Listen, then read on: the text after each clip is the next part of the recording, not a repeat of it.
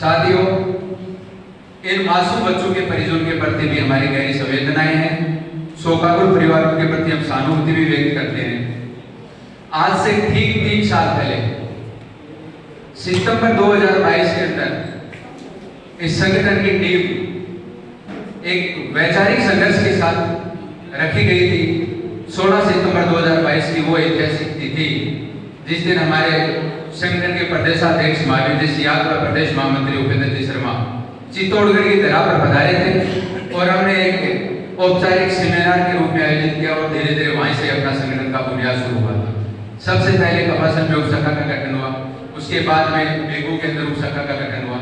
पिछले साल 20 अक्टूबर को कपासन की धरा पर चित्तौड़गढ़ का पहला जिला स्तरीय शैक्षिक सम्मेलन का आयोजन हुआ, जिसमें हमारे सीकर के सांसद महोदय की भी गरिमा में उपस्थिति रही, हमारे प्रदेशाध्यक्ष महोदय की भी रही, महावीर जी यादव जी भी हमारे सम्मेलन में पधारे थे।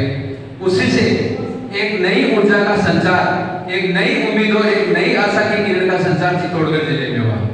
उसी संचार का परिणाम रहा कि नवंबर 2024 के अंदर निम्बाई राव में भी इस संगठन का बीजुल पक उठा और वहां पर भी उस शाखा का गठन हुआ। साथियों, मैं आप साथियों का ज्यादा समय नहीं लूंगा क्योंकि पूर्व वक्ताओं ने काफी बातें लगभग मुद्दों को कवर किया है और उसको दोहराने में अपना समय जाया करने में भी कोई फायदा नहीं है। तो साथियों, मैं आप सबसे एक निवेदन करना चाहूंगा कि मैं उस एक छोटे से अनुभव को आपके बीच में शेयर करना चाहूंगा कि जब शिक्षकों के मुद्दों को लेकर राजस्थान शिक्षक संघ शेखावत 27 मई से लेकर 2 जून तक 45 से 48 डिग्री के तापमान पर सड़कों पर था। प्रदेश के विभिन्न कोनों से 3 जत्थे रवाना हुए थे और उसी आंदोलन का अनुभव मैं आपके साथ साझा कर रहा हूं। साथियों, स्थितियां ऐसी बनी थी कि नावा जत्थे का नेतृत्व है मुझे चित्तौड़गढ़ की टीम को, बाड़मेर की टीम को, डूंगरपुर की टीम को, इन साथियों को नेतृत्व करने का मौका मिला और हम साथी, जैसा कि प्रदेश नेतृत्व का इशारा था, निर्देश था कि आप लोगों को नावा के जत्थे का नेतृत्व करना है, क्योंकि सीकर से चलने वाले जत्थे के अंदर शेखावाटी तो वो जमीन है जहां से वो बीज तैयार होती है, वो पौध तैयार होती है, जहां संघर्ष की नींव, संघर्ष की इमारतें खड़ी की जाती हैं। तो यहाँ पर हमें इतनी ताकत की जरूरत नहीं है क्योंकि यहाँ बहुत बड़ी ताकत है। आपको नावा के क्षेत्र से नावा के जत्थे का नेतृत्व करना पड़ेगा।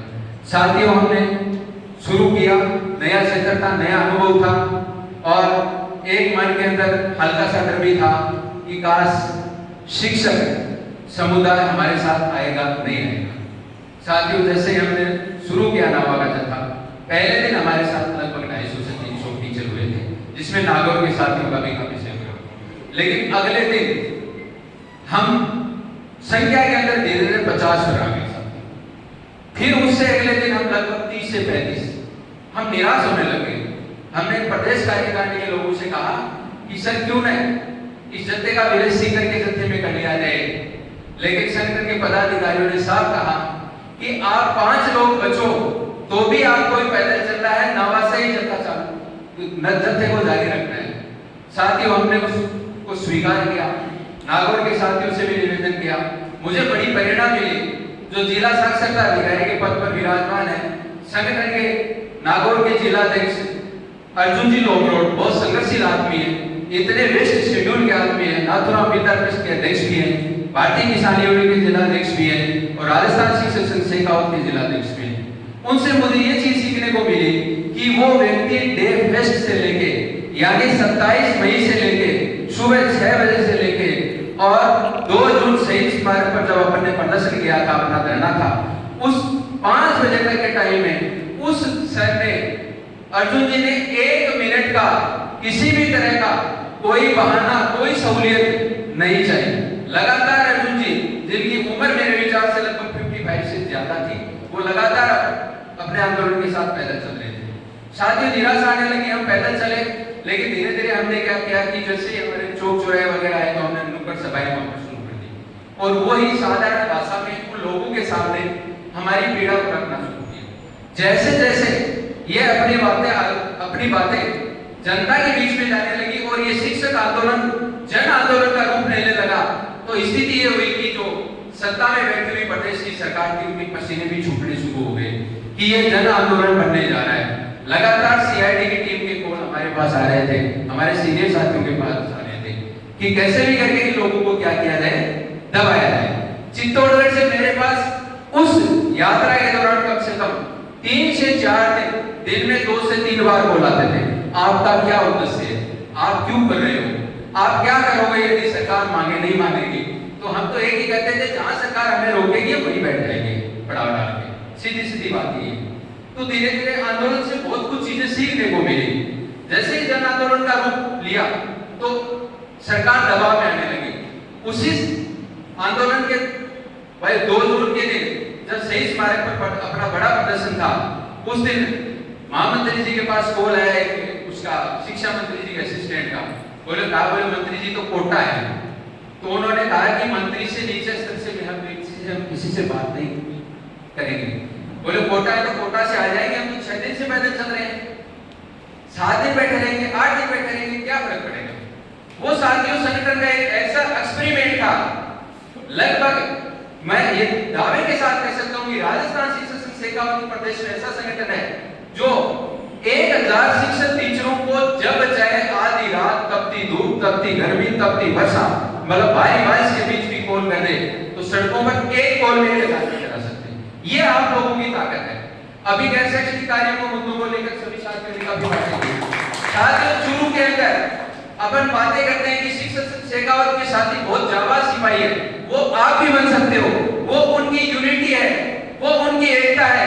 एक मैसेज के साथ में वहां पर चाहे एसडीएम ऑफिस का घेराव करना हो, चाहे सीडीओ का हो, चाहे कलेक्टर का घेराव करना हो, एक मैसेज के एक उपशाखा के 100 से 150 साथी तो मैसेज से आ जाते हैं। और अपने यहाँ क्या है, अपन धीरे धीरे क्या कर रहे हैं, वो शस्त्रावस्था में बाल्यावस्था की तरफ बढ़ रहे हैं, मेच्योर हुए नहीं, अपन फोन भी करते हैं, साथी को बुलाते हैं। जब आप लोगों की यूनिटी होगी तो मैं एक बात आगे के साथ कर सकता हूं साथियों कि एक भी व्यक्ति की अंगुली कटेगी तो पूरा संगठन उसके साथ में खड़ा रहेगा। ये पिछले दिनों में हुआ है, कोटा में 3 साथियों को बीएलओ के कार्य को लेकर विरोध किया था, गैर शैक्षणिक कार्य को लेकर संगठन पीछे खड़ा रहा, तीनों साथियों को बाहर कराया। तो उनके अंदर सस्पेंड हुआ था, एक साथी को सस्पेंड किया था, उनको वापस संगठन पीछे खड़ा रह के बाहर करवाया।